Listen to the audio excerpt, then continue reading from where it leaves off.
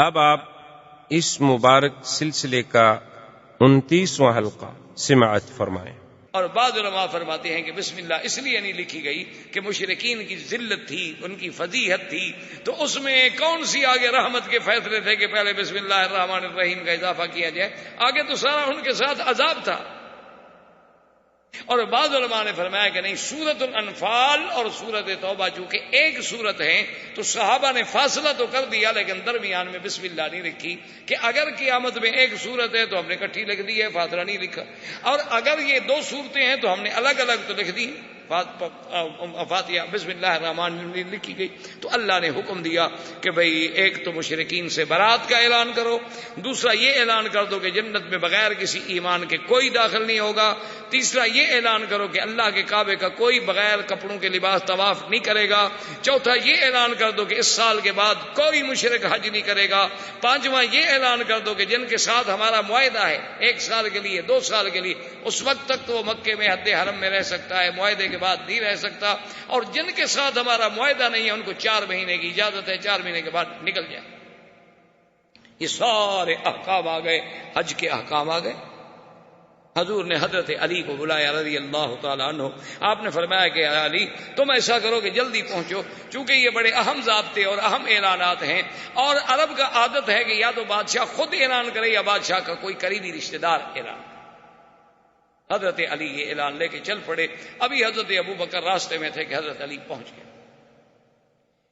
فسلم علی ابی بکر، سلام کیا، ابو بکر نے پوچھا امیر ام مأمور؟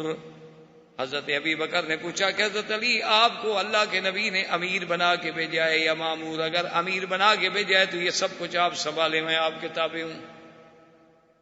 حضرت علی نے عرض کیا کہ یا ابی بکر بل مأمور، اللہ کے نبی نے مجھے امیر نہیں بنایا، امیر تو آپ رہیں گے، میں مامور ہوں، لیکن صرف مجھے حکم ملا ہے کہ ان چیزوں کا اعلان جو ہے وہ مکے میں اور مینا میں اور عرفات میں تم نے کرنا ہے۔ تو حضرت ابو بکر رضی اللہ تعالیٰ عنہ تشریف لے آئے۔ جب آپ عرفات میں، مینا میں، مزدلفہ میں، مکے میں خطبہ پڑھ لیتے تو فرماتے کہ حضرت علی اب اعلان کرو۔ حضرت علی کھڑے ہو جاتے کہ اللہ يدخل الجنت الا نفس مؤمنہ، ایمان کے بغیر کوئی جنت میں داخل نہیں ہو سکتا۔ اللہ یطوف بالبیت عریان، آج کے بعد کوئی آدمی بغیر کپڑوں کے کعبے کا طواف نہیں کر سکتا۔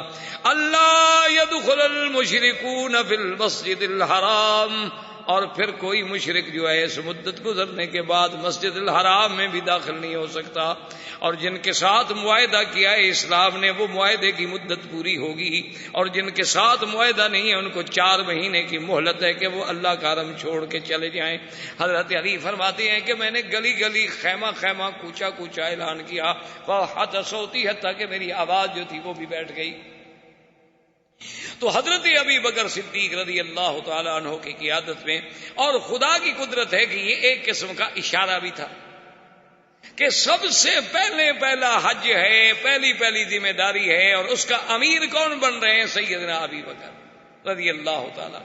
اچھا، اور خدا کی شان ہے کہ ان کے وزیر کون بن رہے ہیں؟ حضرت علی رضی اللہ تعالیٰ عنہ، تاکہ قیامت تک یہ جھگڑا ہی ختم ہو جائے جو بعد میں فرقہ باطلہ نے جھگڑا بنایا کہ حضرت علی کو خلیفہ بننا چاہیے تھا، حضرت علی کو خلیفہ بننا چاہیے تھا۔ اللہ کے بندے، پھر تو وہ نبی کی خلافت نہ ہوئی، کوئی شہنشاہیت ہو گئی کہ باپ کے بعد بیٹا بیٹھ جائے۔ یہ تو اللہ کے ہاں نبوت ہے، نبوت ہے، نبوت کی خلافت ہے۔ اس میں تو یہ ضروری نہیں ہوتا کہ بیٹا ہو، اگر یہ تقرب ہی دیکھنا تھا پھر سب سے زیادہ حقدار تو بی بی فاطمہ تھی جو حضور صلی اللہ علیہ وسلم کی بیٹی تھی۔ تو اس لیے اللہ تبارک و تعالیٰ کی ہر چیز میں حکمت ہے۔ اس سال حضور صلی اللہ علیہ وسلم بذات ہی تشریف نہ لے گئے، حضرت ابو بکر صدیق رضی اللہ تعالی عنہ واپس آ گئے، اور بڑے بڑے قبائل جو تھے وہ اسلام میں داخل ہونے لگ گئے۔ زندگی باقی تو بات باقی۔ والسلام علیکم ورحمۃ اللہ وبرکاتہ۔ برادران اسلام، واجب الاحترام بزرگوں، دوستوں، بھائیوں، عزیز نوجوانوں، سلسلہ سیرت النبی صلی اللہ علیہ وسلم کے دروس میں الحمدللہ کہ ابتدائے آفرینش سے لے کر ہم نے تقریباً غزوہ تبوک تک واقعات جو تھے سیرت کے دہرائے. غزوہ تبوک کی واپسی پر حضور صلی اللہ علیہ وسلم نے ایک تو راستے میں 14 منافقین کے نام جو تھے وہ حضرت حذیفہ کو بتلا دیے، اور دوسرا حضور صلی اللہ علیہ وسلم جب مدینہ منورہ میں پہنچے تو مسجد زرار جو بنی تھی منافقین کی سازش سے، جسے بنی عامر ایک شخص تھے، یہودی تھا، جس نے منافقین مدینہ سے رابطہ کیا کہ اب مسلمانوں کی قوت سے براہ راست کھل کر ٹکر لینا جو ہے وہ بہت مشکل ہے.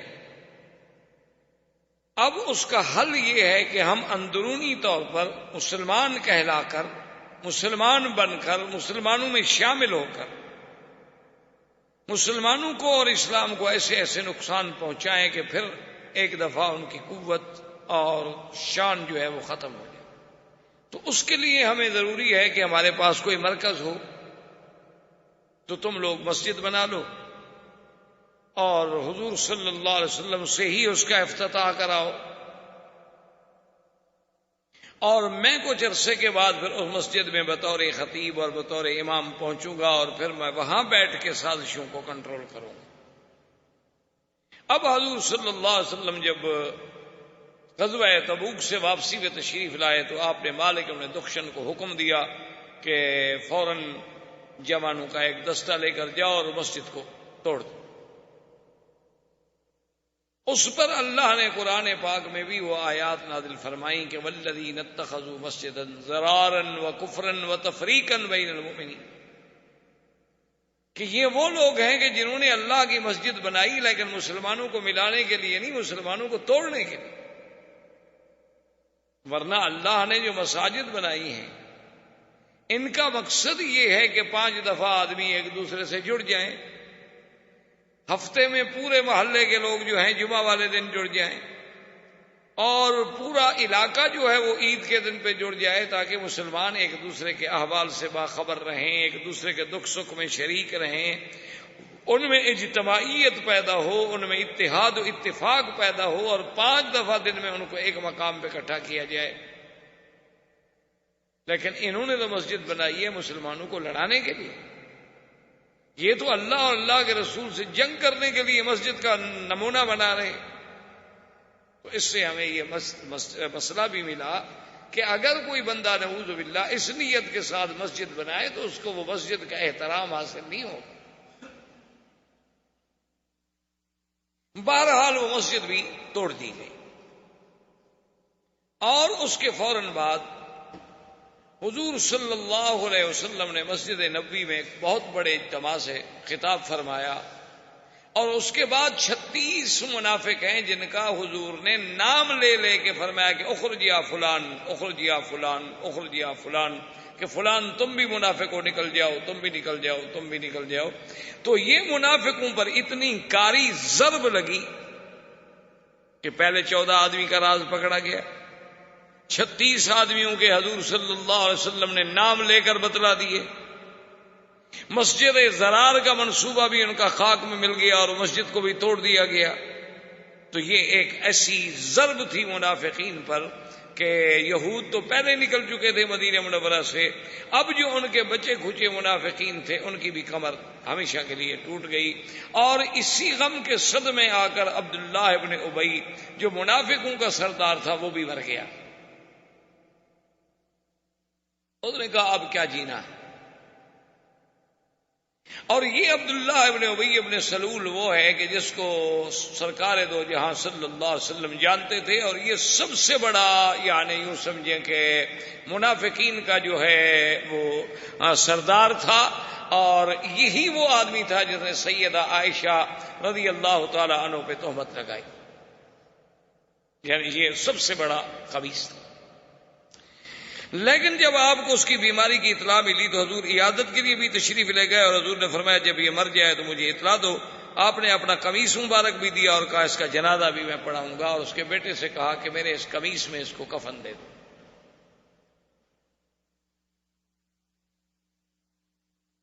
اصل میں بعض علماء نے اس پر تحقیقی بات جو لکھی ہے وہ یہ ہے کہ جب جنگ بدر ہوئی تھی تو حضور کے چچا بھی قید ہوئے تھے عباس، تو ان کا قمیض پھٹ گیا تھا اور کسی کا قمیض ان کو پورا نہیں آیا تھا، تو یہ عبداللہ ابن ابی نے آ کر قمیض پیش کیا کہ یا رسول اللہ آپ کے چچا ہیں، آپ میرا قمیض دے دیں، ان کو پورا آ جائے گا۔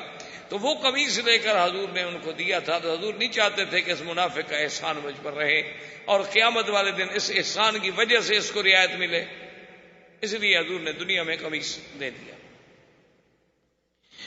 اور جب جنازے پڑھانے کا وقت آیا تو حضرت عمر رضی اللہ تعالی عنہ نے عرض کیا کہ حضور لا تصلی علیہ، آپ اس پہ جنازہ نہ پڑھیں، یہ تو وہ ہے عبداللہ ابن ابی رئیس المنافقین، اس نے احد میں کیا کیا، اس نے غزوہ خیبر کے موقع پہ کیا کیا، اس نے خندق کے موقع پہ کیا کیا، اس نے سیدہ عائشہ کے عفق کے مسئلے میں کیا کیا، آپ اس کا جنازہ پڑھا رہے ہیں۔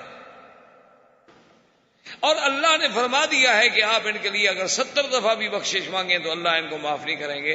حضور نے فرمایا ہو سکتا ہے عمر میں 70 سے بھی زیادہ مانگ لوں۔ بہرحال حضور نے جنازہ پڑھا دیا۔ جنازے پڑھانے کے بعد اللہ نے قرآن میں یہ حکم نازل کر دیا کہ وَلَا تُصَلِّ عَلَىٰ أَحَدٍ مِّنْهُمْ مَاتَ أَبَدًا، کہ میرے نبی آئندہ ان کے مرنے پر کسی منافق کی میت پہ جنازہ نہ پڑھائیں۔ وَلَا تَقُمْ عَلَىٰ قَبْرِهِ، نہ اس کی قبر پہ جائیں۔ إِنَّهُمْ كَفَرُوا بِاللَّهِ وَرَسُولِهِ، یہ تو اللہ کے بھی دشمن، اللہ کے رسول کے بھی دشمن۔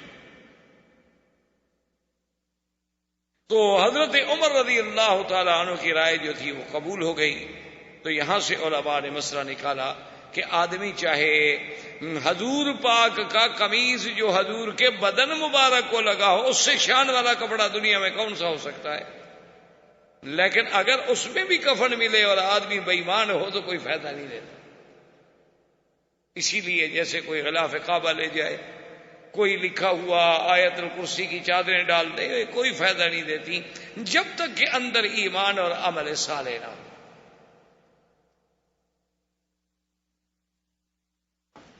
اور یہی وہ 9 ہجری ہے جس میں ام کلثوم حضور صلی اللہ علیہ وسلم کی بیٹی بھی وفات پا گئی، اور یہی وہ 9 ہجری ہے کہ جس کو مورخین نے عام الوفود قرار دیا ہے کہ یہ وہ سال ہے کہ جس میں پھر حضور صلی اللہ علیہ وسلم کی خدمت میں لگاتار وفد آئے۔ وفد بنی عامر آیا، بنو عامر ایک قبیلہ تھا، ان کا وفد آیا، ان کے اندر 2 آدمی تھے، ایک کا نام عامر تھا اور ایک کا نام اربد ابن قیس تھا۔ یہ اربد ابن قیس جو ہے یہ تلوار چلانے میں اتنا بڑا ماہر تھا کہ اس کی تلوار کی دنیا میں بڑی دھوم تھی کہ بھی یہ بڑا فن تلوار سے، کیونکہ تلوار چلانا بھی ایک فن ہے، لکڑی چلانا بھی ایک فن ہے، بندوق چلانا بھی ایک فن ہے۔ آج کل تو خیر دنیا ہی بدل گئی نا، آج کل تو وہ جنگیں ہی نہ رہیں، آج کل تو جدید جنگیں ہیں، جدید ٹیکنالوجی ہے، ریموٹ کنٹرول پہ آپ ایک بٹن دبائیں اور دوسروں کا ملک تباہ کر دیں۔ آج کل تو کوئی نہ بہادر ہے نہ بزدل ہے، آج کل تو جدید وسائل و آلات کی جس کے پاس فراہمی ہے وہ طاقتور ہے اور نہیں ہے تو کمزور ہے۔ لیکن اس دور میں نیزہ بازی، تیر اندازی، تلوار چلانا، لکڑی چلانا، ایسے کشتی کرنا، یہ چیزیں بڑی فن سمجھا جاتا تھا۔ تو یہ تلوار چلانے میں اتنا بڑا ماہر تھا اور اتنی بڑی اس کے پاس قوت اور طاقت تھی کہ عرب میں اس کا شہرہ تھا۔ یہ اب بظاہر تو قبیلہ اسلام لانے کے لیے آ رہا ہے، لیکن ان دونوں نے آپس میں مشورہ کیا، اربد ابن قیس نے اور عامر نے۔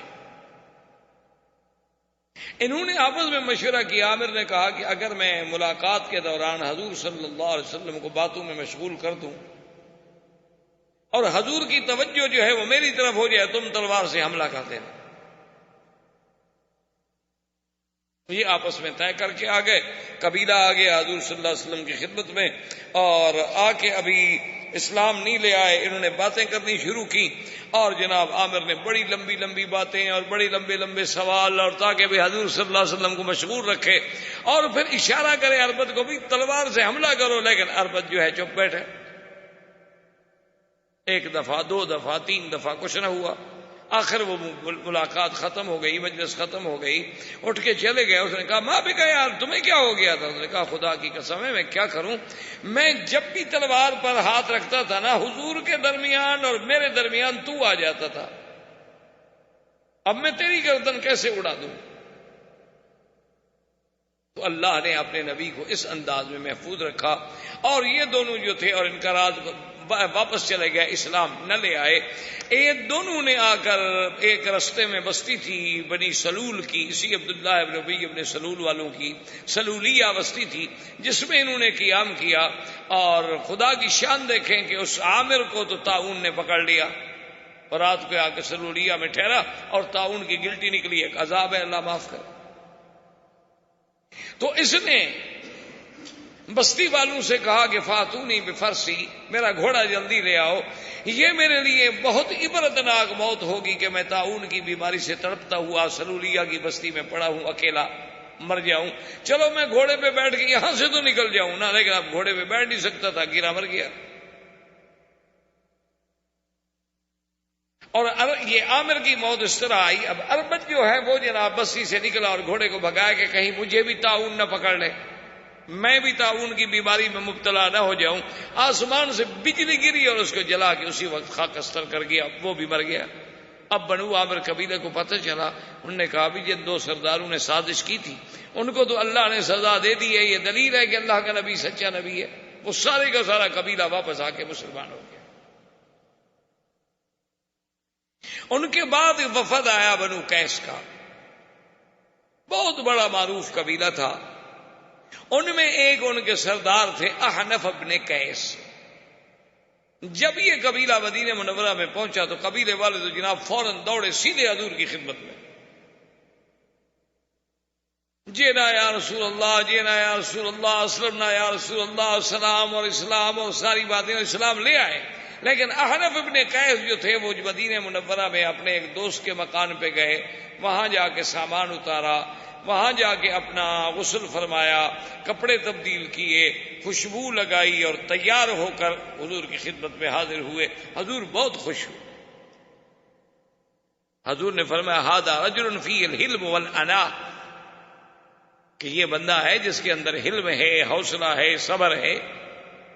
انہوں نے کہا اصول اسی لیے علماء نے یہ بھی مسئلہ نکالا ہے کہ جب آپ مدینہ منورہ جائیں تو جلدی نہ کریں، بلکہ آپ نے جہاں ٹھہرنا ہے وہاں جائیں، سامان رکھیں، اطمینان کے ساتھ غسل کریں، اپنا لباس بدلیں، بدن میں کپڑوں میں خوشبو لگائیں، اور انتہائی ادب اور احترام کے ساتھ حضور صلی اللہ علیہ وسلم کے روضہ مبارک پہ حاضر، کیونکہ یہ طریقہ حضور کو بڑا پسند ہے۔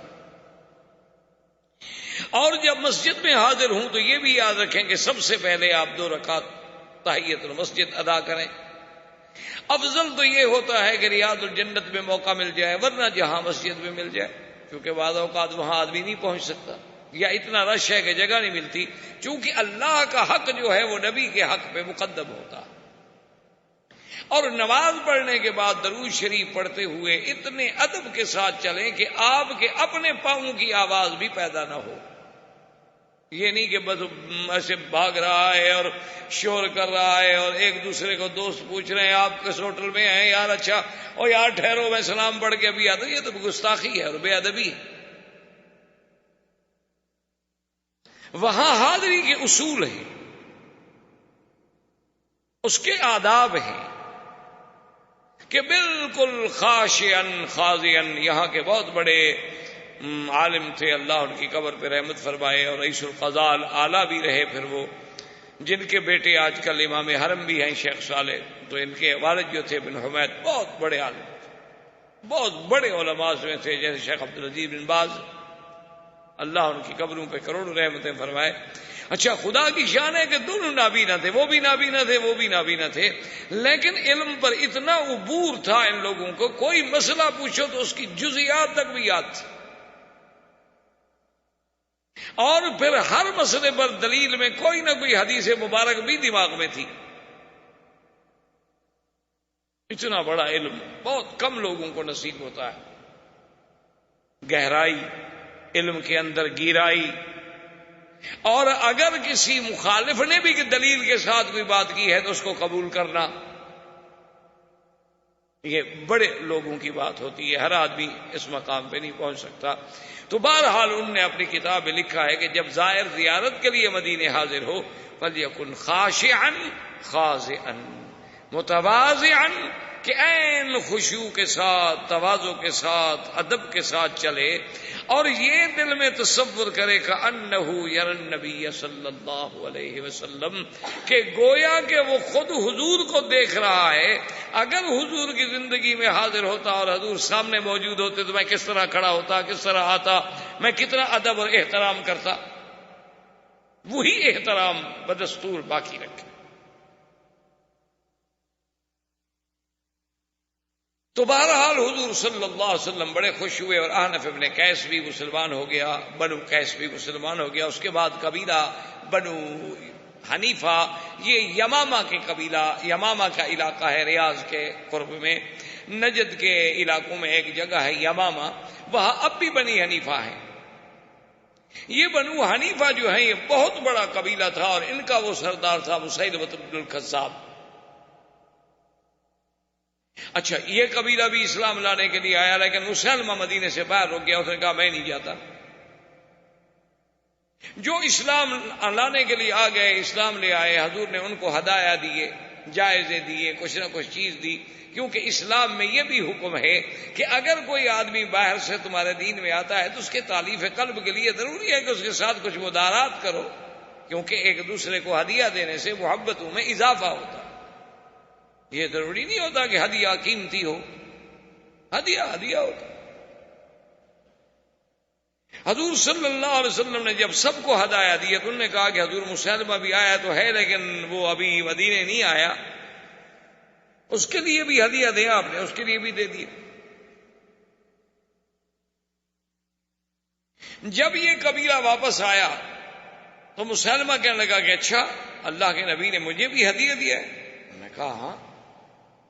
انہوں نے کہا یہ عجیب بات ہے، بھی میں تو مدینہ دیکھنا بھی نہیں چاہتا، میں حضور کو ملنا بھی نہیں چاہتا، اور انہوں نے مجھے ہدیہ دیا ہے، تو ٹھیک ہے چلو۔ اس نے کہا کہ اچھا میں اپنا آدمی بھیجتا ہوں۔ انہوں نے کہا کہ یا محمد صلی اللہ علیہ وسلم، میں مسلمان ہونا چاہتا ہوں لیکن میری ایک شرط ہے۔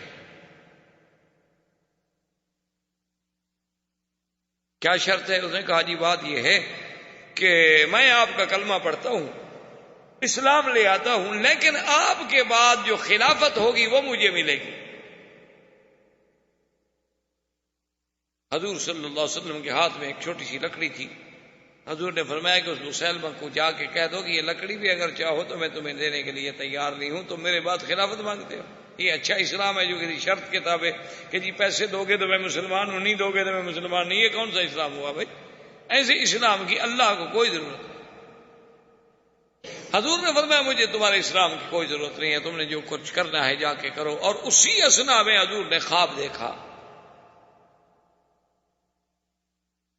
سرکار دو جہاں رحمت للعالمین صلی اللہ علیہ وسلم نے خواب دیکھا کہ میرے ہاتھ میں سونے کے دو کنگن ہیں، اور میں نے ان کو پھونک ماری تو وہ دونوں کنگن اڑ گئے۔ حضور صلی اللہ علیہ وسلم نے صحابہ کے سامنے یہ خواب رکھا تو صحابہ نے کہا حضور ہمیں تو سمجھ نہیں آیا، اس خواب کی تعبیر کیا ہے؟ آپ نے فرمایا اس کی تعبیر یہ ہے کہ دو جھوٹے آدمی پیدا ہوں گے جو نبوت کا دعویٰ کریں گے، لیکن اللہ تبارک و تعالیٰ کی رحمت سے اللہ پاک ان کی قوت کو ختم کر دیں گے، جیسے پھونک سے چیز اڑ گئی ہے وہ بھی اڑ جائے۔ اور یہ انہی میں سے ایک مسیلمہ بن الکذاب تھا اور ایک اسود انسی تھا۔ مسیلمہ بن الکذاب یمامہ میں پیدا ہوا اور اسود الانسی جو تھا وہ یمن میں پیدا ہوا، جنہوں نے نبوت کا دعویٰ کیا کہ ہم بھی نبی ہیں اور ہم پر بھی اللہ کی وحی آتی۔ اور پھر سیدنا ابو بکر رضی اللہ تعالی عنہ کے زمانے میں مقابلہ ہوا، اور سیدنا ابو بکر صدیق رضی اللہ تعالی عنہ کی فوجوں نے مسیلمہ بن الکذاب کو شکست دی، مرتد قتل ہوا اور اس کا فتنہ نبوت جو تھا وہ ختم ہوا۔ لیکن اسی طرح یہ فتنے پیدا ہوتے رہیں گے، کیونکہ حضور نے خود فرمایا تھا ثلاثون دجالون کذابون، 30 جھوٹے پیدا ہوں گے، کلہم یزعم انہ نبی الا لا نبی بعدی، وہ سب دعویٰ کریں گے کہ ہم نبی ہیں، حالانکہ میرے بعد تو اللہ نے نبوت کا دروازہ دروازہ ہی بند کر دیا ہے. لا نبی بعدہ ولا رسول بعدہ ولا معصوم بعدہ. جیسے آپ کے ہندوستان میں مرزا غلام احمد قادیانی پنجاب میں مسلمہ کذاب وہاں پیدا ہوا، جیسے اس نے بھی یہاں ادعائے نبوت کیا، اور پھر وہ قادیان میں، پھر جناب پاکستان میں آ گئے، پھر ربے میں آ گئے. اللہ نے بہرحال ان کو ہر جگہ رسوا و ذلیل کیا کہ وہ اب پاکستان سے بھی نکالے گئے، اور پوری دنیا کے عالم اسلام کے علماء نے متفق علیہ ان پر کفر کا فتویٰ دیا. اب وہ جناب یہاں سے بھاگ کے پھر لندن میں، چونکہ اصل نبی تو انہوں نے بنایا تھا، اصل مرزا کو جب نبوت ملی تھی تو بنانے والے تو انگریز تھے، بنانے والے وہی تھے. مسلمانوں کو لڑانے کے لیے نبوت کا فتنہ گھڑا گیا تھا، تو اب پھر ان کی گود میں چلا گیا کہ جناب ہم ہر جگہ سے مار کھا کے پھر حضور کے دربار میں حاضر ہوئے ہیں، اب پھر آپ ہماری حفاظت کریں. اب اس نے پھر وہاں ڈیرا لگایا ہے. لیکن اللہ کا شکر ہے کہ حضور کے پروانے وہاں بھی مقابلے کے لیے پہنچ رہے.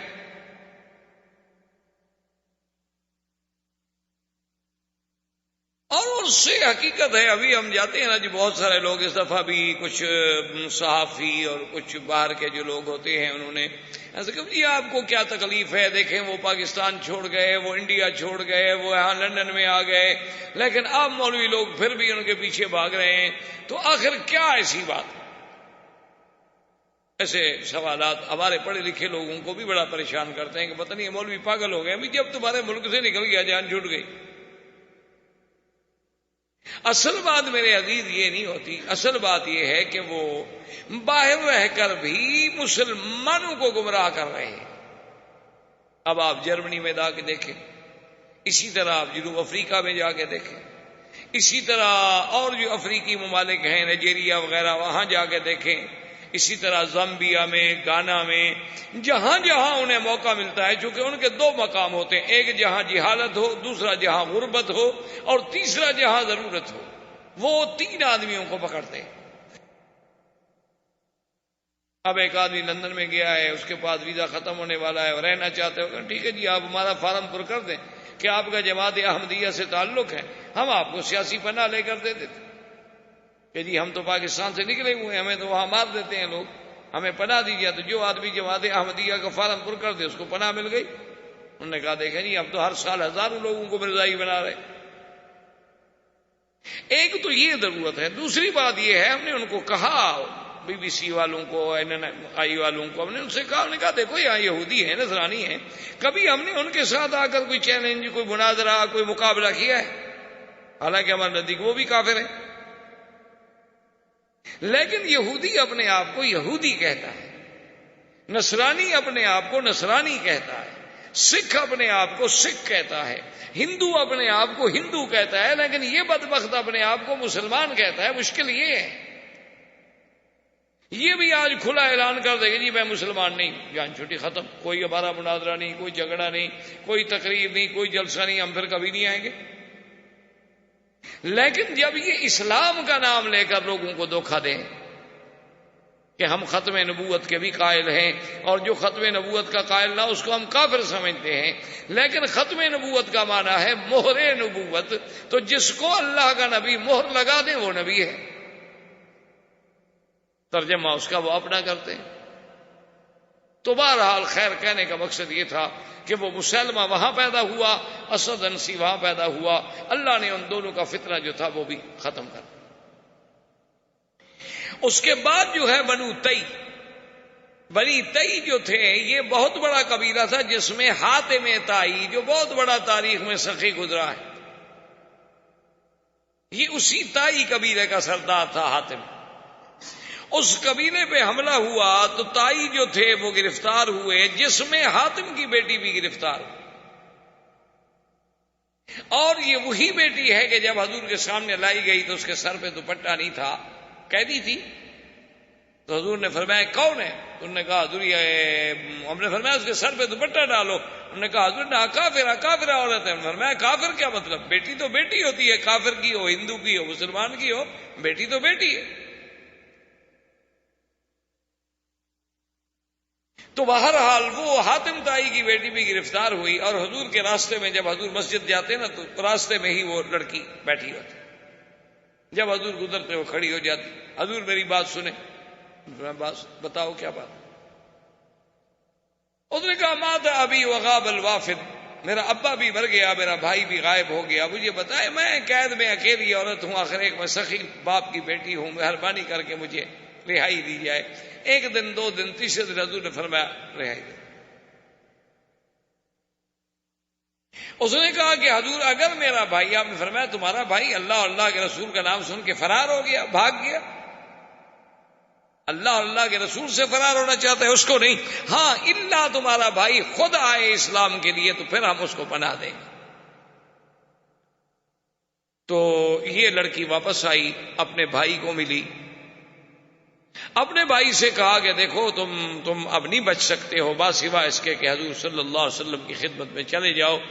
اس نے کہا اچھا مجھے یہ بتاؤ، کیونکہ حاتم کی بیٹی جو تھی وہ بھی ایک بہت بڑی سمجھدار عورت تھی، امرأۃ ذات حزم۔ اس نے کہا تم مجھے مشورہ دو، تمہارا مشورہ کیا ہے، میں کیا کروں؟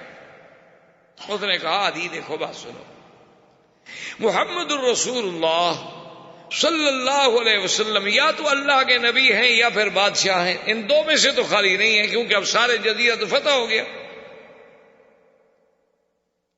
اگر وہ اللہ کے نبی ہیں تو اللہ کے نبی کی صحبت میں رہنے سے تمہاری دنیا اور آخرت دونوں بن جائیں گی، اور اگر وہ بادشاہ ہے تو بادشاہ تمہیں خود بلا رہا ہے تو جاؤ، تمہیں کوئی نہ کوئی عہدہ مل جائے گا، یہ کچھ سوچنے کی بات ہے۔ تو اس نے کہا ہاں بھی تمہاری رائے تو بہت اچھی۔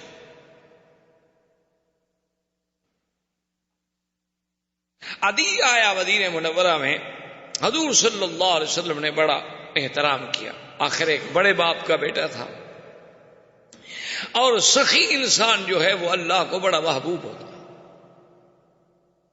آدمی کے اللہ نے سخاوت دی ہو تو سخی آدمی چاہے کتنا گناہگار ہو لیکن اللہ کو بڑا پسند۔ تو جب آئے تو حضور نے بڑا احترام کیا، بڑی عزت دی۔ اب اس نے کہا کہ میں سوچ رہا تھا کہ بھئی کیا فیصلہ کروں کہ انہو نبی و ملک، بادشاہ ہیں آپ نبی ہیں؟ کہتے ہیں ایسے ہم چل رہے تھے کہ راستے میں جاءت امرأۃ عجوزہ، ایک بوڑھی عورت آئی، اس نے کہا کہ اسمع یا محمد صلی اللہ علیہ وسلم، حضور میری بات سن۔ وہ کہتی ہیں کہ جناب میں، وہ عورت جو ہے بوڑھی عورت ہے، بالکل لکڑی پکڑے ہوئے ہے، اور اللہ حضور صلی اللہ علیہ وسلم کے اس کی بات سن رہے ہیں، سارے صحابہ کھڑے ہیں، 1 گھنٹے تک حضور بات سنتے رہے۔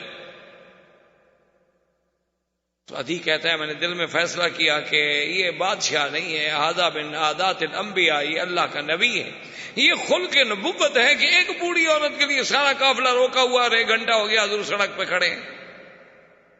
یہ بادشاہوں کی بات نہیں ہو سکتی، انہ نبی ہے۔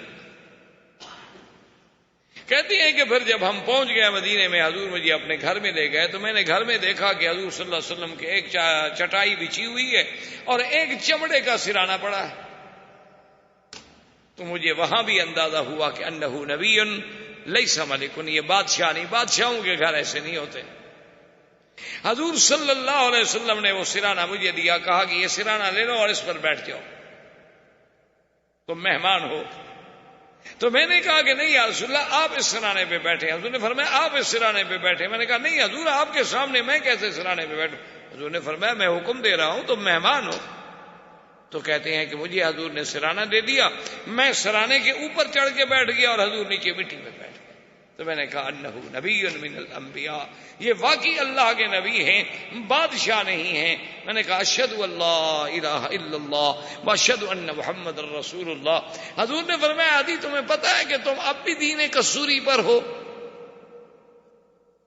یہ دین کسوری جو تھا یہ یہودیت کے اور نصرانیت کے درمیان میں ایک نیا دین تھا۔ تو عدی کہتے ہیں میں تو حیران ہو گیا کہ بھی اس بات کا پتہ تو میرے بیٹے کو بھی نہیں، میرے باپ کو بھی نہیں، میری بہن کو بھی نہیں، ہر کوئی مجھے سمجھتا تھا کہ میں نصرانی ہوں، حالانکہ میں نصرانی نہیں تھا، میں تو کسوری تھا۔ اور حضور نے فرمایا تم لوگوں سے مرباز بھی لیتے ہو، جزیہ بھی لیتے ہو، اور حالانکہ تمہارے اس دین کسوری میں تو لینا حرام ہے، یہ جگہ ٹیکس جو لوگوں سے تم وصول کرتے ہو۔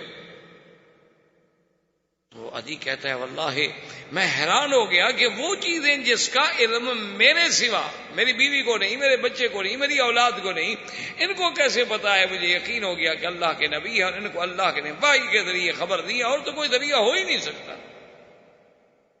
تو اسلام لے آئے۔ یہ وہی عدی ابن حاتم ہیں جن کے بارے میں صحیح حدیثوں میں ذکر ہے کہ جب حضور نے یہ آیت پڑھی اتخذوا احبارهم ورهبانهم اربابا من دون اللہ، کہ عیسائی جو تھے ان لوگوں نے اپنے پیروں کو، اپنے مولویوں کو اللہ کے سوا رب بنا رکھا تھا، تو اسی عدی ابن حاتم نے اعتراض کیا، اس نے کہا کہ یا رسول اللہ ہم نے ان لوگوں کو کبھی اپنا رب تو نہیں مانا۔ حضور نے فرمایا صبر کرو، وہ لوگ اگر کسی چیز کو حلال کر دیں تو تم اس کو حلال سمجھتے تھے، وہ اگر کسی چیز کو حرام کر دیں تو تم لوگ اس کو حرام سمجھتے تھے۔ انہوں نے کہا یہی تو اللہ کا حق ہے، یہ تشریع جو ہے یہ تو اللہ کا حق ہے، اور خدا بنانا کیا ہوتا ہے؟ اس لیے ہمیشہ یاد رکھیں کہ خدا کا معنی یہ نہیں ہوتا کہ بس جس کے آگے نماز، سجود، رکوع کیا جائے، بلکہ جو احکام اللہ نے دیے ہیں اگر ان احکام کو نافذ کرنے والا یا بنانے والا ہم کسی دوسرے کو مان لیں تو گویا ہم اس کو بھی خدا مان رہے ہیں۔ یہی وہ بنیادی فلسفہ ہے کہ جیسے لوگ اپنے لیڈروں کے بارے میں اندھے معتقد ہو جاتے ہیں۔ بہت بڑے بڑے مسلمان جو تھے بعض اوقات وہ کافر لیڈروں کے معتقد ہو گئے، بعض مسلمان جو تھے وہ مسلمان لیڈروں کے معتقد ہو گئے، اور بعض لوگ اپنے اس لیڈر کی محبت میں اتنے اندھے ہو جاتے ہیں کہ وہ نماز نہیں پڑھتا وہ بھی نہیں پڑھ رہے، وہ شراب پیتا ہے وہ بھی پی رہے، وہ جیسا لباس پہن رہا ہے وہ بھی پہن رہے ہیں۔ تو اس لیے یہ جو والہانہ یہ بھی بت پرستی ہے۔ بت پرستی کا معنی یہ نہیں ہوتا کہ ایک بت کھڑا کر دو، اگر آپ بندے کو پوجتے ہیں تو یہ بھی بت پرستی ہے۔ اگر آپ کسی کی شخصیت کی پرستش کرتے ہیں تو وہ بھی بت پرستی ہے۔ اگر آپ اللہ اور اللہ کے رسول کے مقابلے پر ایک آپ کا قائد ہے، ایک آپ کا لیڈر ہے، آپ اس کی بات کو مان رہے ہیں، آپ لینن کو مان رہے ہیں، آپ ماؤ کو مان رہے ہیں، آپ جناب اسی طریقے سے کسی اور فلسفی کو مان رہے ہیں، آپ کارل مارکس کو مان رہے ہیں، آپ لارڈ میکالے کے قانون کو مان رہے ہیں، تو یہ اس سے بڑی بت پرستی کیا ہو سکتی ہے کہ مسلمان ہو کر اور غیر اللہ کے تشریع کو مانے؟ یہ تو سب سے بڑا کفر ہے۔ تو حضور صلی اللہ علیہ وسلم کے پاس بہرحال بنو طیب بھی مسلمان ہو گئے۔ اس کے بعد ایک قبیلہ تھا بنو بجیلہ، جن کے آدمی تھے جن کا نام تھا عبداللہ ابن جریر البجلی، اور یہ آدمی ایسا تھا اللہ نے اس کو ایسی شخصیت دی تھی کہ دور سے کوئی دیکھے تو معلوم ہوتا تھا کہ بادشاہ وقت آ رہا۔ اور حضور پاک نے اس کے آنے سے پہلے صحابہ سے کہا کہ یدخل من ھذا الباب رجل، اس دروازے سے ابھی کچھ دیر بعد ایک بندہ داخل ہوگا جس کے چہرے پر ایسا تمکنت ہے جیسے بادشاہوں کے چہرے پر ہوتی ہے، اور اس میں بڑا حلم ہے، حوصلہ۔ کچھ دیر گزری تو عبداللہ بن جریر البجلی حاضر ہوئے، اور انہوں نے جب سنا کہ تمہارے آنے سے پہلے حضور یہ کہہ رہے تھے فاسلم، اس نے بھی فوراً کلمہ پڑھ۔ اسی طریقے سے ایک قبیلہ تھا ازد، جن کا سردار تھا زمام ابن ثعلبہ، اور یہ زمام ابن ثعلبہ جو تھا یہ اپنے دور میں مانا ہوا آدمی تھا کہ کوئی بندہ اس کے سامنے بات کرے وہ فوراً بتا دیتا تھا کہ یہ سچ کہہ رہا ہے یا جھوٹ کہہ رہا ہے، یعنی اتنا اس کو اللہ نے قیافے کا علم دیا تھا، اتنا وہ آدمی کے نفسیات کو اور آدمی کے چہرے کو اور اس کے اساریر وجہ کو یعنی خطوط کو پڑھ کے اندازہ کر کے آپ کو بتا دیتا تھا کہ یہ جھوٹ بول رہا ہے سچ کہہ رہا ہے۔ ایسے بڑے لوگ پیدا ہوئے۔ اچھا، اس کو علم قیافہ بھی کہتے۔ تو اس کے قبیلے والوں نے کہا کہ زمام ایک بات کرو یار، مہربانی کرو، تم خود مدینہ شریف کیوں نہیں چلے جاتے ہو تاکہ ہمیں حضور صلی اللہ علیہ وسلم سے بات کر کے بتلا دو کہ وہ سچے ہیں، اللہ کا نبی ہے، سچا ہے یا نہیں ہے، تاکہ ہم بھی فیصلہ کریں، ساری دنیا تو مسلمان ہو رہی۔ تو زمام ابن ثعلبہ وہاں سے حضور صلی اللہ علیہ وسلم کی خدمت میں آئے، اور آ کے بیٹھے حضور کی خدمت میں اور پوچھا کہ من خلق السماوات، یا محمد صلی اللہ علیہ وسلم آسمان کس نے پیدا کیا؟ فرمایا اللہ۔ من خلق الارض، زمین کس نے پیدا کی؟ حضور نے فرمایا اللہ۔ اس نے کہا من نصب الجبال، ان پہاڑوں کو زمین پہ کس نے جمایا؟ حضور نے فرمایا اللہ۔ اس نے کہا اقسمک باللہ، محمد مصطفیٰ صلی اللہ علیہ وسلم، جس خدا نے آسمان بنائے، زمین بچھائی، پہاڑ جمائے، اس خدا کی قسم دے کر آپ سے پوچھتا ہوں اللہ ارسلکا، اسی خدا نے آپ کو رسول بنا کے بھیجا ہے؟ حضور نے فرمایا نعم بالکل۔ فاشقال اشہد اللہ الہ الا اللہ واشہد ان محمد رسول اللہ۔ اس نے کہا حضور میں بھی فوراً مسلمان ہوں۔ اس لیے یعنی مقصد ہے کہ اللہ تبارک و تعالیٰ اسی طرح کہتی ہے کہ ایک اعرابی حضور کی خدمت میں جنگل کا رہنے والا بدو آیا، کہنے لگا اقسمک بالذی خلق السماوات السبع، میں اس ذات کی قسم دیتا ہوں آپ کو جس نے آسمان پیدا کیے، جس نے زمین پیدا کی، جس نے پہاڑ پیدا کیے، آپ مجھے بتائیں، ایسی چیز مجھے بتائیں جو مجھے جنت میں داخل کر دے۔ حضور پاک صلی اللہ علیہ وسلم نے فرمایا کہ عقیدہ اپنا درست کر لو، اللہ کے ساتھ شریک نہ کرو، کبائر گناہوں سے بچ جاؤ، اللہ کے فرائض جو ہیں جیسے 5 نمازیں ہیں، رمضان کے روزے ہیں، زکوٰۃ ہے، اگر پیسہ ہو، سیت ہو، طاقت ہو تو حج ہے، اللہ کے فرائض پورے کرو۔ کہنے لگا واللہ لا ازیدہ ولا انقص، کہنے لگا محمد عربی صلی اللہ علیہ وسلم آپ نے جو کچھ بتلا دیا ہے اس پہ میں نہ زیادہ کروں گا نہ تھوڑا کروں گا، اس پہ میں ہمیشہ قائم رہوں گا۔ اور اس کے بعد چل پڑا۔ حضور نے فرمایا کہ دیکھو اس صحابی کو اس نے جو کچھ کہا ہے، اگر اس نے سچ کہا ہے تو اللہ کی جنت اس کے لیے لازم ہو گئی۔ اسی لیے بعض لوگ جو ہے نا سنت نفل نہیں پڑھتے، وہ کہتے ہیں صحابی نے بھی کہا ہے میں یہی پڑھوں گا، اس میں نہ زیادہ کروں گا نہ کم کروں گا۔ حالانکہ یہ بات ٹھیک نہیں ہے، وہ صحابی کا اپنا ایک اجتہاد تھا، ایک رائے تھی۔ یہ معنی نہیں ہے کہ بھی سنت اور نوافل، اگر ایسی بات ہے تو اللہ کے نبی بھی نہ پڑھتے، پھر تو اللہ تبارک و تعالیٰ کے نبی بھی سنت و نوافل نہ پڑھتے۔ اب ہم نے حضور کی اتباع و اقتداء کرنی ہے، کسی ایک صحابی کی اتباع تو نہیں کرنی۔ صحابی کی اتباع ہم کیوں کرتے ہیں کہ وہ اتباع کرتے ہیں محمد الرسول اللہ صلی اللہ علیہ وعلا آلہ واصحابہ وسلم تسلیما کثیرا کثیرا۔ تو بہرحال یہ زمام ابن سالبہ بھی مسلمان ہو گیا، بنو حنیفہ بھی مسلمان ہو گئے، بنو عامر بھی مسلمان ہو گئے، بنو قیس بھی مسلمان ہو گئے۔ اسی لیے اس سنہ کو 9 ہجری کو کہا گیا عام الوفود۔ یہ وہ سال ہے کہ جس میں وفد کے وفد دھڑا دھڑ آ رہے ہیں اور اسلام لا رہے ہیں۔ اب اللہ نے قرآن نازل کیا اذا جاء نصر اللہ والفتح ورأیت الناس يدخلون في دين الله أفواجا فسبح بحمد ربك واستغفره إنه كان توابا۔ اللہ نے فرمایا جب آ گئی اللہ کی مدد، آ گئی فتح اور داخل ہوئے دین میں فوجوں کی فوجیں۔ جب یہ آیت اتری تو حضرت ابن عباس رونے لگ گئے۔ صحابہ نے پوچھا کیا بات ہے؟ انہوں نے کہا اس آیت میں اشارہ ہے کہ حضور کی وفات قریب آ گئی، کیوں دین پورا ہو گیا۔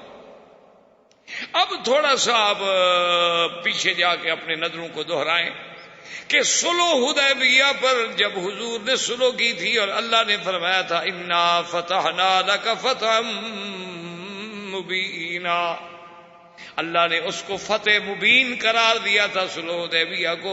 وجہ کیا تھی کہ صلح حدیبیہ میں صرف 1400 آدمی کا لشکر تھا، لیکن 2 سال کے بعد 4500 کا لشکر تھا، اور غزوہ حنین اور غزوہ مکہ کے موقع پر 10,000 کا لشکر تھا۔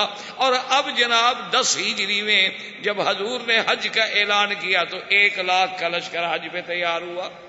یہ دروازہ کھل گیا نا، فتح مبین ہو۔ اسلام نے ایسے تو نہیں کہہ دیا فتح مبین، فتح مانا ہوتا ہے کھولنا، یعنی حضور کے آگے، اسلام کے آگے جو رکاوٹیں تھیں وہ کھل گئیں۔ اللہ نے ایسی فتوحات دی اب حضور نے اعلان فرمایا کہ جس شخص نے حج کرنا ہے وہ حج پہ چلے. تو اب 1,00,000 انسانوں کا قافلہ حج پہ چل رہا ہے. جو نبی صلی اللہ علیہ وسلم کبھی مکے سے نکلے تھے تو ایک ابو بکر تھے، ایک غلام تھے، ایک راستہ دکھلانے والا تھا. آج وہی پر نبی صلی اللہ علیہ وسلم مدینے سے جب حج کے لیے چلے تو 1,00,000 لشکر ساتھ ہے. اصل بات یاد رکھو، اسلام یہ چاہتا ہے کہ اس کو موقع ملے بات کرنے کا.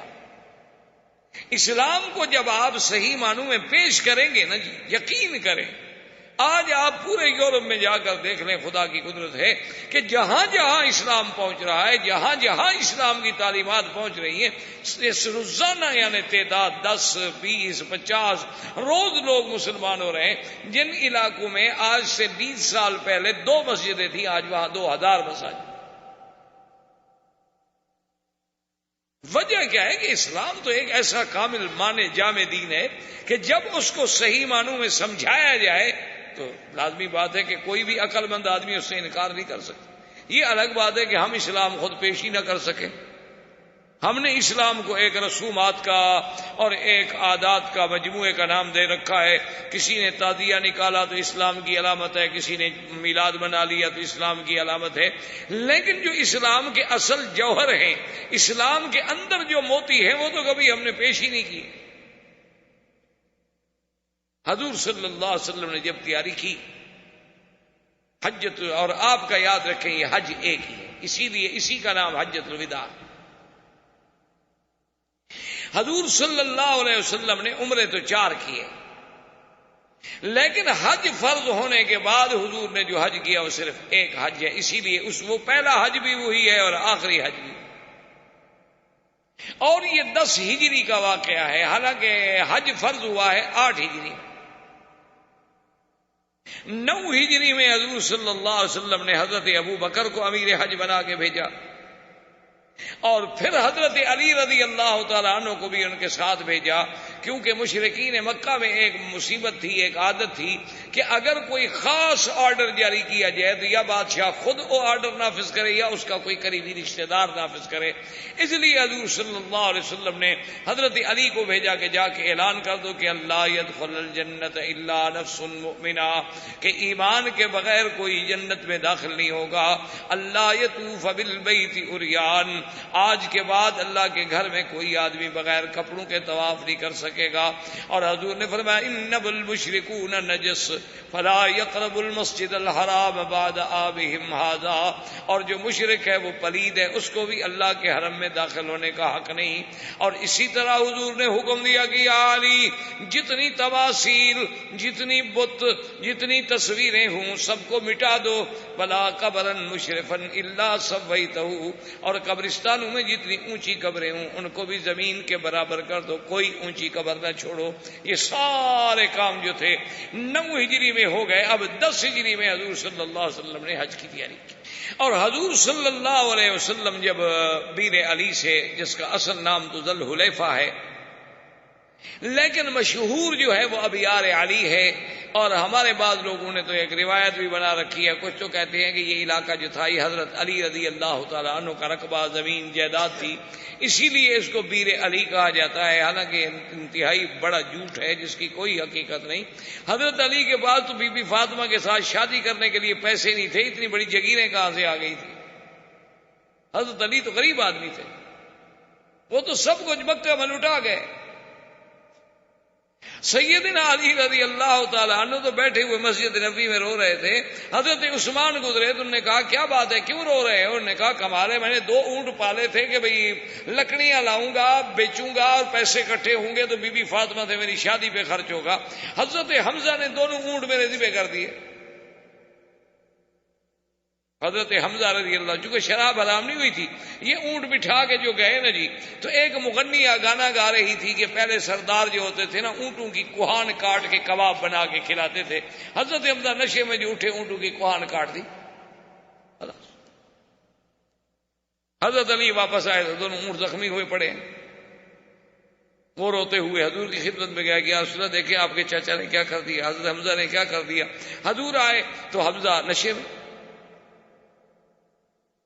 حضور نے فرمایا ماذا فعلت یا حمزہ، یہ تم نے کیا کیا ہے؟ تو ایسے آنکھیں اٹھا کہتے حل انتم الا عبید و آبائی، اچھا تم تو میرے دادے کے غلام ہو نا، کیا کرنے آئے ہو؟ حضور نے فرمایا علی وہ تو ہوش میں نہیں ہے، اب اس کا بدلہ یہ ہے کہ میں تمہیں دے دوں گا اونٹنیاں، اس کے بدلے میں کیا کہوں حمزہ کو؟ تو حضرت علی رضی اللہ تعالیٰ عنہ بیٹھے ہوئے رو رہے تھے، تو حضرت عثمان نے پوچھا کیا؟ انہوں نے کہا حضرت میری تو وہ جائیداد ہی اونٹنیاں تھیں، دو وہ بھی حضرت حمزہ نے ذبح کر دی ہیں، اور بی بی فاطمہ کی شادی قریب ہے، میرے پاس پیسے نہیں، میں کیا خرچ کروں گا؟ تو حضرت عثمان نے کہا کہ لا تبکے علی، حضرت علی تمہیں غم کرنے کی کیا ضرورت ہے، شادی علی کی ہوگی اور دولت عثمان کی ہوگی۔ تو حضرت علی کے پاس کہاں سے جاگیریں آ گئیں کہ بیر علی حضرت علی کا ہو گیا؟ اچھا، بعض لوگوں نے ایک اور روایت گھڑی ہے، وہ کہتے ہیں جی کہ یہاں کچھ جن بھوت رہتے تھے جو کسی کے قبضے میں نہیں آتے تھے، تو حضرت علی نے پکڑ کر ان کو اس کنویں میں قید کر دیا۔ یہ بھی جھوٹی روایت ہے، خدا جانے پتہ نہیں مولویوں کو کہاں سے جن بھوت نظر آ جاتے ہیں، اور ان کے جن بھوت بھی ایسے کوئی پاگل سمجھدار ہیں کہ جو پکڑتے ہیں مسلمانوں کو پکڑتے ہیں۔ میں کہتا ہوں ان پیروں کو کہو بدبختو، اگر تمہارے پاس کوئی جن شن ہے تو ان کو کہو کافروں کو مارو، ہندو کو مارو، ہماری جان چھڑاؤ، یہودیوں کو مارو۔ تمہارے جن اچھے ہیں کہ بھی ہم مسلمانوں کو مارنے کے لیے پلے ہوئے ہیں۔ اور جی جن کے ذریعے مٹھائی اٹھا لیتے ہیں، بیٹھے ہوئے تھے، حضرت نے حکم دیا کہ ملتان کا حلوہ لے آؤ، بھی چوری لے آؤ، یعنی چوری کھلا رہا ہے، اچھا حضرت ہے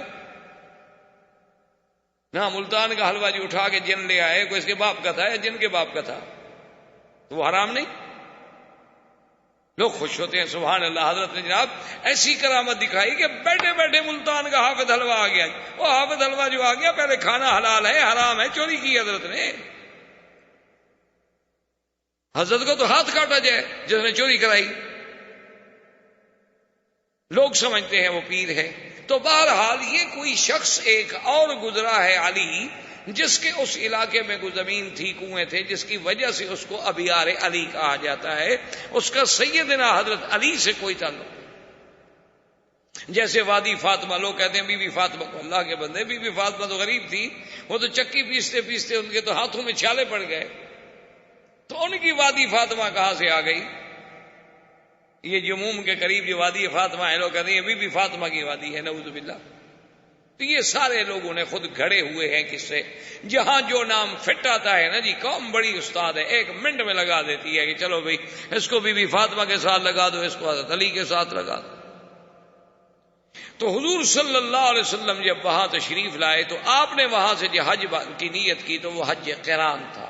حج قران کا معنی یہ ہوتا ہے کہ آدمی حج اور عمرہ دونوں کی نیت ملا کر کرے، اور مکے میں آ کر اسی احرام، عمرے کے بعد احرام نہیں کھولے گا، احرام میں رہے گا، اسی احرام کے ساتھ حج پہ جائے گا، حج کرنے کے بعد کنکریاں مار کے قربانی کر کے سر مڑا کے احرام کھولے گا تو قران ہوگا۔ تبتو کا معنی یہ ہوتا ہے کہ اشہر حج میں آ کر عمرہ کرے، عمرہ کرنے کے بعد احرام کھول دے، پھر 8 ذی الحجہ کو حج کا احرام باندھے، اس کو کہتے ہیں تبتو۔ اور حج افراد یہ ہوتا ہے کہ بھئی نیت ہی صرف حج کی کرے اور احرام ہی صرف حج کا باندھے، اس کے ساتھ عمرہ نہ ہو۔ تو حضور صلی اللہ علیہ وسلم قارن تھے، اسی لیے امام ابو حنیفہ رحمت اللہ علیہ کے نزدیک حج قران جو ہے وہ افضل۔ اس میں البتہ تھوڑا سا اختلاف ہے بعض ائمہ کا۔ بعض ائمہ یہ فرماتے ہیں کہ حج قران کے لیے یہ ضروری ہے کہ بکری ساتھ لائے، سائق الہدی ہونا ضروری ہے۔ اگر اس لیے کہ حضور نے فرمایا تھا کہ جو لوگ بکریاں لائے ہیں وہ تو قران کریں، جو نہیں لائے وہ تمتع کر لیں، تو اس حدیث کو سامنے رکھ کر وہ یہ استدلال کرتے ہیں کہ بھئی اگر تو آپ بکری ساتھ لائے ہیں پھر تو آپ قران کر سکتے ہیں، اگر آپ بکری ساتھ نہیں لائے ہیں تو پھر آپ تمتع کریں، آپ قران کر ہی نہیں سکتے۔ لیکن امام ابو حنیفہ رحمۃ اللہ علیہ فرماتے ہیں کہ اللہ کے بندو، بکری لانا سنت ہے یا ذبح کرنا سنت ہے؟ ایک آدمی بکری لے آئے لیکن ذبح نہ کرے، پھر ادا ہو جائے گی؟ نہیں، ایک آدمی بکری لے آیا لیکن اس نے ذبح نہیں کی، تو مقصد یہ ہے کہ اصل تو بکری ذبح کرنا ہوا نا، صرف ساتھ لانا تو نہ ہوا، اور اس دور میں تو ساتھ لانا ممکن تھا۔ اب ہم جب ہوائی جہاز پہ چڑھے تو ہمارے ساتھ کیسے جانور ساتھ آئے؟ اب تو ہمارے بس میں بھی نہیں ہے، ہم معذور ہیں، مجبور ہیں۔ اور حضور تو عمرے میں جب آئے تھے پھر بھی جانور ساتھ لے کے آئے تھے، اب جب آپ عمرے پر آئے تو پھر بھی آپ جانور ساتھ نہیں لاتے۔ حضور نے جب حدیبیہ میں صلح کی تھی تو آپ کو یاد ہے، آپ نے پڑھا تھا سیرت الرسول میں کہ جب وہ فیصلہ ہو گیا کفار کے ساتھ، حضور واپس جانے لگے تو آپ نے حکم دیا ابھی جانور ذبح کرو، تو حضور تو عمرے میں بھی جانور ساتھ لے آئے تھے۔ بہرحال جمیع ائمہ علی الحق والہدی ہیں، اللہ سب پر اپنی کروڑ رحمتیں نازل فرمائے۔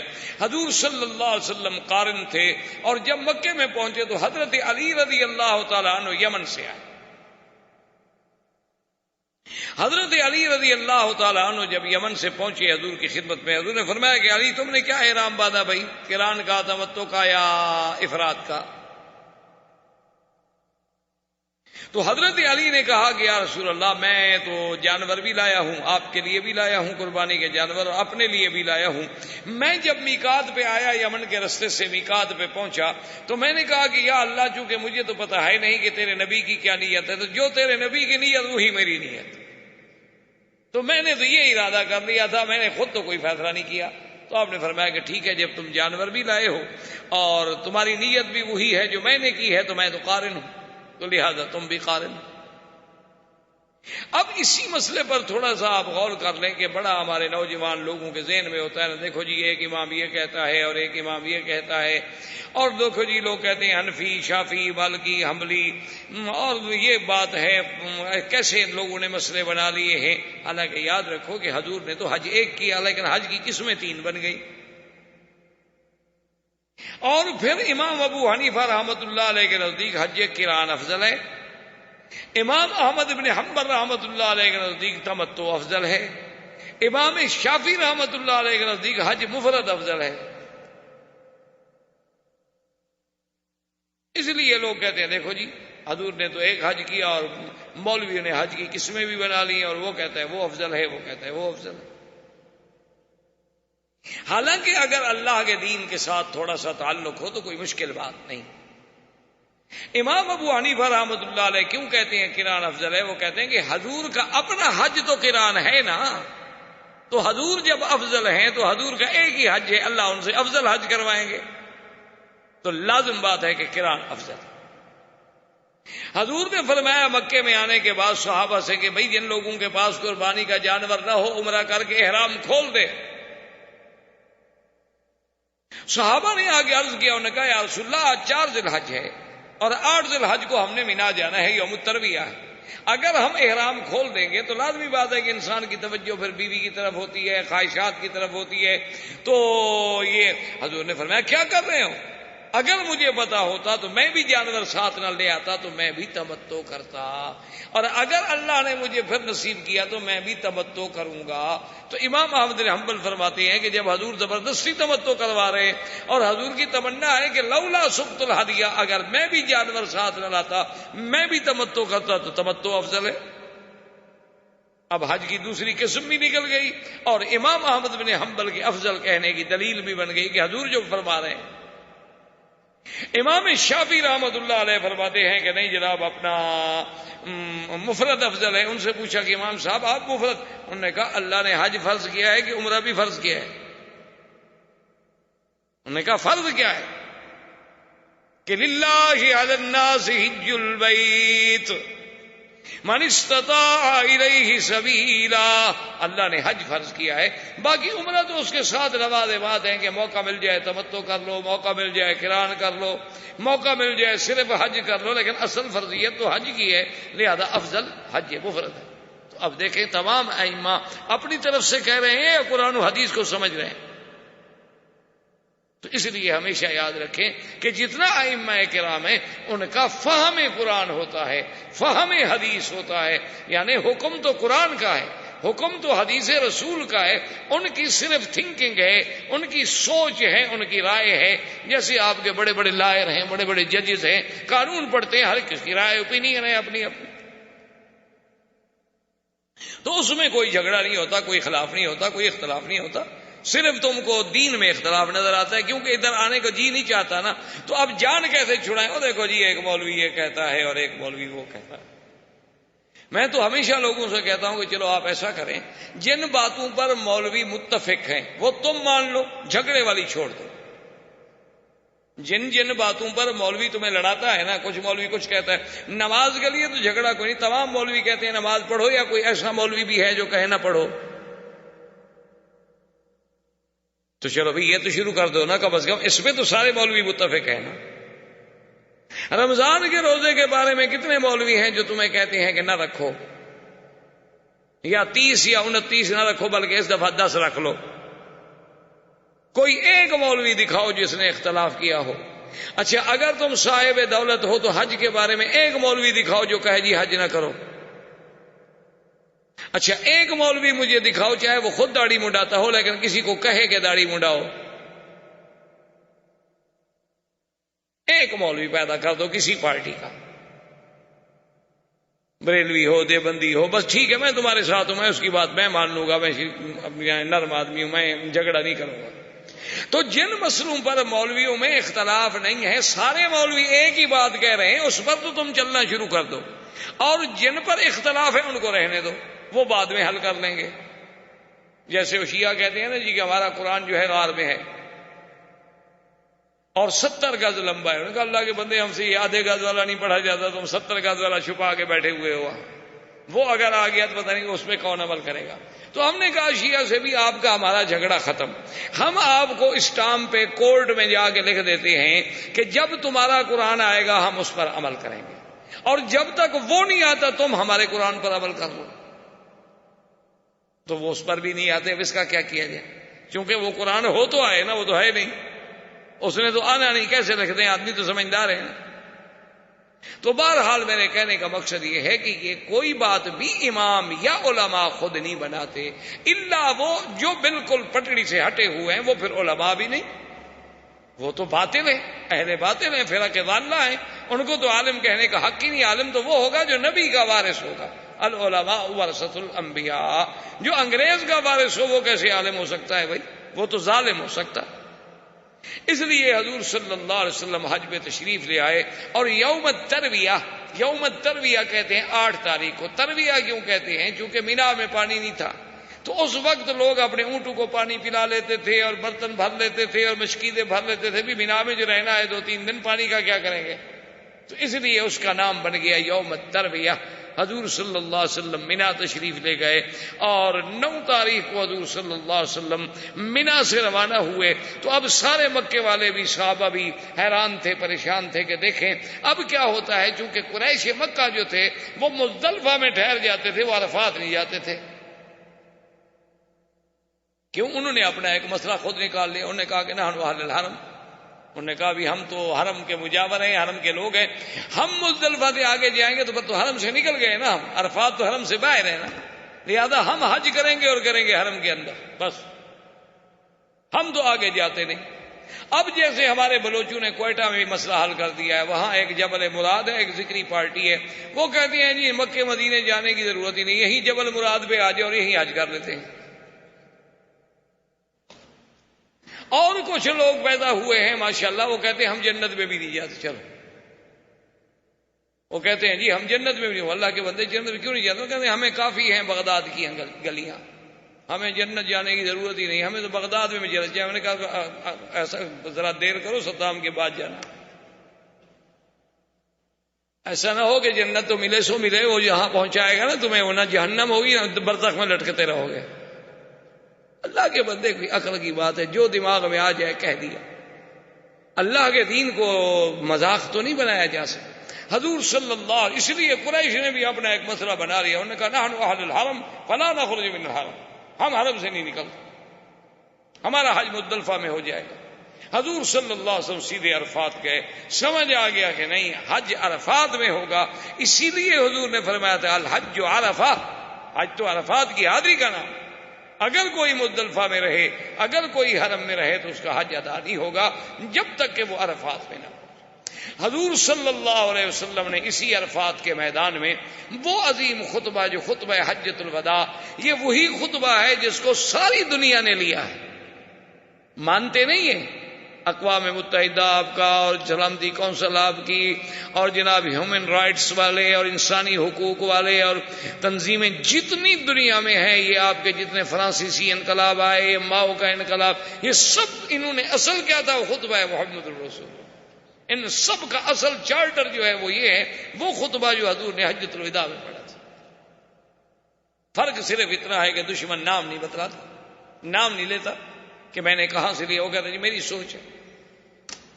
حضور صلی اللہ علیہ وسلم کا وہ خطبۃ الوداع جو ہے اتنا عظیم، اتنا جامع، اتنا معنی، اتنا کامل خطبہ ہے حضور صلی اللہ علیہ وسلم کا کہ ایسے خطبے کی پورے عالم میں مثال نہیں ملتی. جہاں جہاں حضور صلی اللہ علیہ وسلم نے خطبے میں بڑی باتیں فرمائی، وہاں عظمت خون مسلم. حضور نے فرمایا ای یوم ھذا، ای بلد ھذا، ای شہر ھذا. حضور نے فرمایا آج کون سا دن ہے؟ حج، یوم الوقوف. کون سا مہینہ ہے؟ ذی الحجہ. کون سا شہر ہے؟ مسجد الحرام، مکہ المکرمہ. آپ نے فرمایا مسلمانوں سن لو، ان دماءکم و اموالکم، مسلمانوں کا خون، مسلمانوں کا مال، مسلمانوں کی عزت اسی طرح حرام ہے جیسے آج کے دن کی حرمت بلد الحرام کی حرمت اور شہر اللہ الحرام کی حرمت ہے. جیسے یہ تین حرمتیں کبھی نہیں توڑی جا سکتی، مسلمان کی جان و مال کی بے آبروئی کبھی نہیں کی جا سکتی. حرمت عظمت اسلام اور عظمت خون مسلم. اور آج ہماری بدقسمتی ہے، کافروں کا کتا مر جائے تو پوچھنے والے ہیں، اور مسلمانوں کے خونوں کی ندیاں بہہ جائیں تو کوئی رونے والا بھی نہیں. فما بکت علیہم السماء والارض. آج ہماری وہ حالت ہو گئی ہے کہ ہم پر نہ آسمان روتا ہے نہ زمین روتی ہے. ہر جگہ رسوائی، ہر جگہ ذلت، ہر جگہ خواری، ہر جگہ مسلمانوں کی بربادی. کہیں عورتوں کے جلوس ہیں، کہیں مسلمانوں کو قتل کیا جاتا ہے، کہیں مسلمانوں کی عورتوں کے ساتھ اجتماعی آبرو ریزی کی جاتی ہے. لیکن کافروں کا اگر کوئی جہاز بھی گر جائے، الزام بھی لگ جائے تو ملکوں پہ پابندیاں لگ جاتی ہیں. مسلمانوں کے لیے رونے والا بھی کوئی نہیں. کوسوفو میں دیکھ لیں کیا ہے، یعنی جو مدد کرنے آئے انہوں نے بھی مسلمانوں کو مارا. مقصد یہ تھا کہ نسل مسلم کو ختم کر دو، امداد مقصد نہیں تھا. اس کی وجہ کیا ہے؟ وجہ بڑی آسان سی ہے جو علامہ نے کہی، وہ معزز سے زمانے میں مسلمان ہو کر اور ہم خوار ہیں آج تارے کے قرآن ہو کر. ہم نے اللہ کے قرآن کو چھوڑا، اللہ نے ہمیں چھوڑ دیا. سیدھی سی بات. نام کے مسلمان ہیں، پٹواری نے لکھا ہے مسلم، کھاتا مسلم، پاسپورٹ میں لکھا ہوا ہے یہ کون ہے جی مسلم، باقی اس کو پتہ شتا کوئی نہیں کہ اسلام کیا ہے، صرف نام ہے. کوئی بڑے سے بڑا مسلمان ہے، نماز پڑھ لیتا ہے ماشاءاللہ، سمجھتا ہے کہ میں تو بالکل اب ولی اللہ ہو گیا نا، مکہ شریف میں آ گیا ہوں، نماز بھی پڑھتا ہوں. وہ تو یہ سمجھتا ہے نا کہ میرا تو اب آسمان پر پہنچنے کے درمیان 1-2 میٹر کا فاصلہ رہ گیا ہے. باقی وہ یہ نہیں سمجھتا خدا کے بندے مکے میں رہنا کوئی بڑی بات نہیں. ابو جہل تو سارے پیدا ہی مکے میں ہوا، رہا بھی مکے میں. اسی لیے بزرگوں نے لکھا ہے کہ خرے عیسیٰ اگر موقع رود ہنوز خر باشد. عیسیٰ علیہ السلام کے گدھے کو جو لے جاؤ مکہ شریف میں 200 سال باندھ کے کھڑا کر دو تو گدھا گدھا ہی رہے گا، بندہ تھوڑا بن جائے گا. اصل بات جو ہے کہ دیکھیں حضور کتنی عزت کے فرمایا، جیسے بلد الحرام، شہر اللہ الحرام، مسجد الحرام، یوم الحرام، اس کی حرمت ہے. اسی طرح ان دماءکم و اموالکم حرام. اور اس کے بعد حضور پاک صلی اللہ علیہ وسلم نے فرمایا لا فضل لعربی علی عجمی. خبردار کسی عربی کو اجمی پہ فضیلت نہیں، ولا لاحمر علی اسود، کسی گورے کو کالے پہ فضیلت نہیں. یہ سارے جو عنصریت کی جنگیں ہیں، قومیت کی جنگیں ہیں کہ نحن الفرائنہ و نحن فلاں و نحن فلاں، اسلام نے تو ختم کی. یہ بت ہیں، بت سب سے بڑے بت ہیں یہ. قومیت، لسانیت، وطنیت، صوبائیت، ان سب کو جب تک نہیں توڑو گے اسلام نہیں آئے گا۔ حضور صلی اللہ علیہ وسلم نے اعلان کر دیا کہ خبردار کسی گورے کو کالے پہ، عربی کو اجمی، الا بالتقوی، اصل فضیلت تقوی کے ساتھ ہے۔ جو جتنا بڑا متقی ہوگا اتنا اللہ کے ہاں اس کی شان ہوگی۔ اور حضور نے فرمایا کہ یا ایھا الناس، لوگوں سن لو، آج کے بعد ربا حرام، سود حرام۔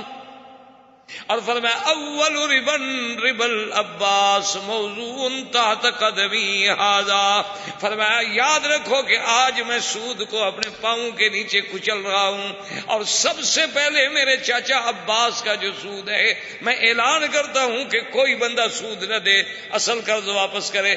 اپنے چچا کا سود سب سے پہلے ختم کیا۔ اور حضور نے فرمایا کہ یاد رکھو جو جاہلیت میں دشمنی تھی کہ ایک بندہ مارا ہم 2 ماریں گے، وہ 2 ماریں گے ہم 4 ماریں گے، آپ نے فرمایا ختم، آج کے بعد کوئی جاہلیت کے خون کا بدلہ نہیں ہوگا۔ وَأَوَّلُ مَا أَذَوْا عامر بن ربیعہ بن عبد المطلب، عامر جو عبد المطلب کی اولاد میں ہیں، ان کے خون کا بدلہ میں معاف کرتا ہوں، کوئی بدلہ نہیں لیا جائے گا، بس ختم، جاہلیت کی جنگیں ختم۔ اور حضور نے فرمایا یاد رکھو کہ قتل عمد اگر کوئی کرے گا تو قصاص، اور شبہ عمد کرے گا یا خطا کرے گا تو دیت۔ شبہ عمد کا کیا معنی ہوتا ہے کہ ایک آدمی لکڑی ماری، بندہ مر گیا، ہن ماری تو ہے نا اس نے، ویسے لکڑی کے ساتھ عام طور پہ بندے مرتے نہیں ہیں، تو اس کو کہا جاتا ہے شبہ عمد۔ اس کی دیت کتنی ہوگی؟ فرمایا 100 اونٹ، اس کی دیت جو ہے ادا کی جائے گی۔ تو یہ وہ حجۃ الوداع ہے جس میں میرے محبوب نے سارا اسلام کا چارٹر قیامت کے لیے جاری کیا، اور جس میں اللہ نے قرآن اتارا کہ الیوم اکملت لکم دینکم واتممت علیکم نعمتی ورضیت لکم الاسلام دینا۔ والسلام، زندگی باقی تو بات باقی انشاءاللہ، وما علینا الا البلاغ۔ احباب کرام، اس کے بعد اب آپ اس مبارک سلسلے کی CD نمبر 30 سماعت فرمائیں۔